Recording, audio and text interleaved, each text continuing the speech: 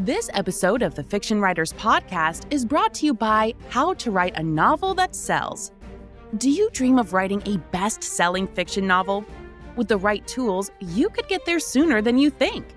Visit www.howtowriteanovelthatsells.com and unlock the secrets to writing compelling fiction taught by international best-selling author Lana McAra. Welcome to the Fiction Writers Podcast with Lana McAra, where you will discover tips, tricks, and ideas for fiction that is #unputdownable. Here you'll find new energy, new perspectives, new resources, and new ideas that will spark your creativity into a blaze of brilliance. It's easier than you think. Be sure you visit our website at www.fictionwriterspodcast.com. While you're there, subscribe to us via your favorite network. Now, get out your notebook, tune in, and let's get started. Everyone I talk to wants to sell more books, whether you're doing fiction, nonfiction, or whatever, books, selling books.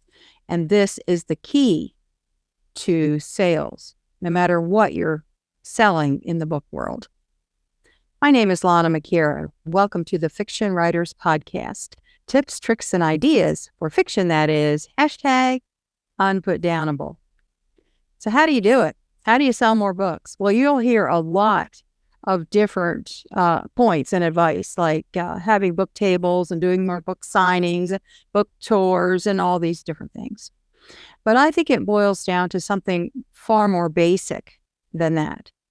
Who's your reader? Who is your reader?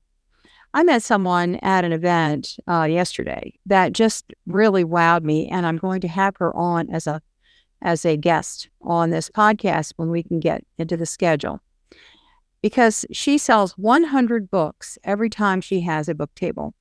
How does she do that? I asked her that. How do you do that? She said, I got very, very clear on who my reader is. And now I go to events where they are. I don't go to bookstores. I don't do book festivals. I don't do all the things that writers usually do. I just don't do that. I go where my readers are. Well, one of the things about knowing who your readers are is you can write books for them. So your books are totally matching them. And also the marketing matches them. And when you talk to them, you're matching them. So there's a lot of facets that come into this, almost like the theme of your book. Because when we talk about theme, I always talk about the theme is the underpinning of the whole book.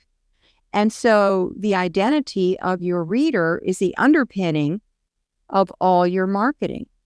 But this involves some different facets. And I've heard people say different things about it. And I used to be in marketing, and one of my things that I did was to identify a person's target market. That was my deal. And so I'm very familiar with this topic. So there's two facets to it. And you're going to hear the word demographics a lot, and that means the age group, the interest, how much money they make per year, and these various identity traits of your target market, which that helps. That does help. So, if you know that your reader is over 40, you're not going to go to the, 20s crowd. But it goes far deeper than that. And when I was doing target market, I was looking at personality traits. What personality traits are in your target market? And so what I'm going to talk about, the second thing that's important is their values. So what is your target market's value system? For this woman, she said, my target market is middle-aged church ladies. Well, that covers a whole circle of things, doesn't it? Middle-aged church ladies, they like to cook, they like to get together. They have these, baby showers and all these different things that they do in a community way. They are involved in their church, so they're giving people, and they've got Christian values where the book wouldn't have a lot of off-color, racy type things. It would be things that church ladies would enjoy reading. Family and children and romance, but not racy romance, sweet romance. So that All that involves an entire value system. And so what is your target market? What does your reader value? And this goes to many different facets. It could be their religious affiliation. It could be their political affiliation. It could be their relationship with certain ideologies, such as maybe they're vegan and they want want to help the animals and the planet. That involves an entire value system. And maybe they are in the fantasy world and they just love pushing the envelope and getting out there and wearing costumes and having special words and jargon that they like to throw around. So the value system, isn't that interesting? If you think about the value system of a college professor who's been teaching for 30 years, what about the value system of a college professor who is in his first year of teaching? These are nuances. And so identifying your target reader will help inform every single thing that you do for your marketing, where you show up. It'll also influence the images in your logo and on your covers. Even the colors will be influenced by that. I see a lot of dark covers these days, black backgrounds with shadowy figures. That attracts a certain type of reader, certain type of values. The church ladies would probably like flowers and soft colors, pretty images. So this is really important. Now, how do you find that out? Well, I was thinking about that because I have a book that just came out. And one of the reasons that I'm, still thinking about it is because I changed genres. I just recently released my first book in the cozy paranormal mystery genre. So for that book, I had one person, a friend of mine that was a beta reader. She's wonderful. She absolutely loved the book.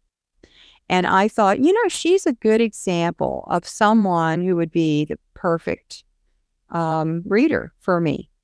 She read it in one sitting. She was just gushing about it and couldn't wait for the next book to come out in the series. So the book is a paranormal cozy mystery. So it has a group of women who meet for meditation once a week. And there are tarot readers and psychics and a medium and these various women. There's also professional women in there, doctor, caterer, so forth, has a business.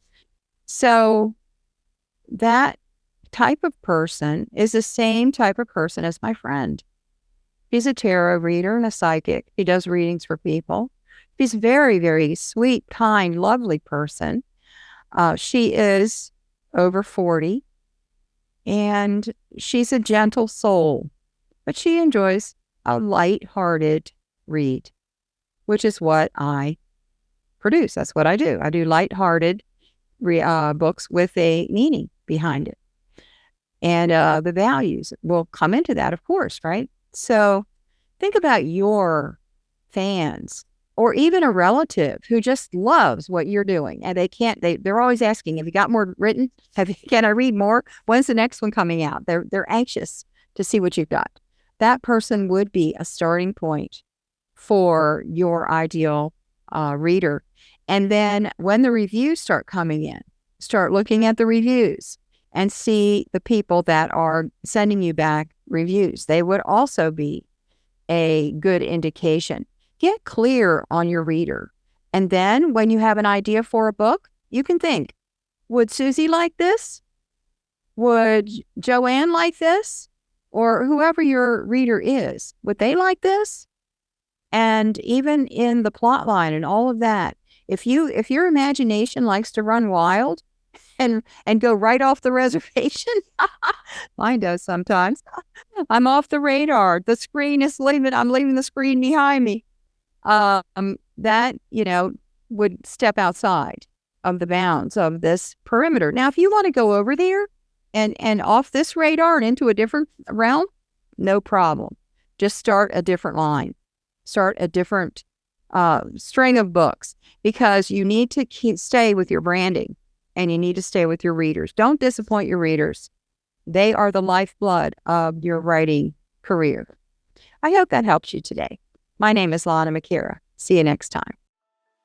Thank you for tuning into the Fiction Writers Podcast with Lana McAra, where we share tips, tricks, and ideas for fiction that is #unputdownable. Remember to visit our website at www.fictionwriterspodcast.com and enjoy even more great episodes like this one. Again, while you're here, subscribe to us via your favorite network. We look forward to seeing you next time on the Fiction Writers Podcast.